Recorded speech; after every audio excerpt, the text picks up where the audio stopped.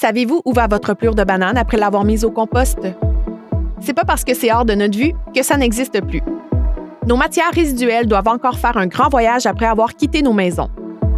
Chaque semaine, ce sont des milliers de kilomètres parcourus par les camions afin de collecter les matières résiduelles sur le territoire de la Matawini. Et après, direction les centres de tri, les sites de traitement ou l'enfouissement. Il y a plusieurs catégories de matières résiduelles. Matières organiques et résidus verts, matières recyclables, déchets domestiques, encombrants, résidus domestiques dangereux, contenants consignés. Regardons ensemble les 3 types de collecte avec lesquels nous avons à composer quotidiennement. Les matières compostables vont dans le bac brun, suite à quoi elles sont amenées dans des sites de traitement afin d'être transformées en compost. Il y a 3 grandes règles afin de nous guider à déterminer ce qui va dans le bac brun. Ça se mange ou c'est une partie de quelque chose qui se mange. C'est en papier ou en carton, propre ou souillé, non serré. C'est un résidu de jardin, sauf les branches. Les matières recyclables vont dans le bac bleu et sont ensuite redirigées vers un centre de tri afin de les recycler adéquatement. Comme pour les matières compostables, il y a 3 grandes règles afin de nous guider à déterminer ce qui va dans le bac bleu. C'est un contenant, c'est un emballage ou c'est un imprimé. Voici quelques exemples de contenants. Les tubes de dentifrice et de produits cosmétiques, les contenants de prescription de pharmacie, les contenants de verre, même s'ils sont brisés. Voici quelques exemples d'emballage. Le papier et le carton non souillés, les plaquettes de médicaments vides, les sacs de chips et sachets de friandises, les emballages de barres de chocolat, barres tendres, etc.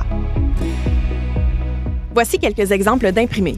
Le journal et les circulaires, non souillés, les feuilles de papier, les reçus et les factures. Pour en apprendre plus sur ce qui va dans votre bac bleu, visitez le bacimpact.ca. N'oubliez pas que les contenants consignés ne vont pas dans le bac de récupération. Les canettes, bouteilles de plastique et bouteilles de bière et de boissons gazeuses en verre sont consignées et doivent être rapportées dans un point de dépôt où le montant payé pour la consigne vous sera remboursé. Référez-vous à consigneaction.ca pour voir la liste complète des contenants consignés et trouver un point de dépôt près de chez vous. Les déchets domestiques vont dans le bac noir. Ces matières sont destinées à l'enfouissement. Toutes les matières qui ne peuvent être recyclées ou compostées et qui n'entrent pas dans les autres catégories vont dans le bac noir. Voici quelques exemples. La vaisselle ou le miroir brisé, la litière, les charpies de sécheuse, les boyaux d'arrosage en mauvais état, les textiles, vêtements et jouets pour enfants en mauvais état, les cartables d'école en mauvais état, les fibres hygiéniques. Et les autres types de collecte? Tout aussi importantes, elles se mériteront une prochaine capsule à elles seules. Restez à l'affût.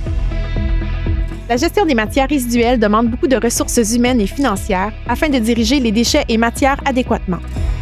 De plus, les sites d'enfouissement n'ont pas une capacité infinie. Lorsque cette limite est atteinte, ce sont la nature, les écosystèmes et nous qui en payons le prix. C'est pourquoi il est essentiel de faire son bout de chemin en tant que citoyen et d'assurer un premier tri efficace à la maison, de même que la réutilisation et la réduction à la source. La gestion des matières résiduelles, c'est un travail collectif. Et ça commence chez vous. Retrouvez plus d'informations concernant la gestion des matières résiduelles en Matawini en visitant le www.mrcmatawini.org. En cas de doute, utilisez l'appli Savaou pour vous aider à prendre la bonne décision.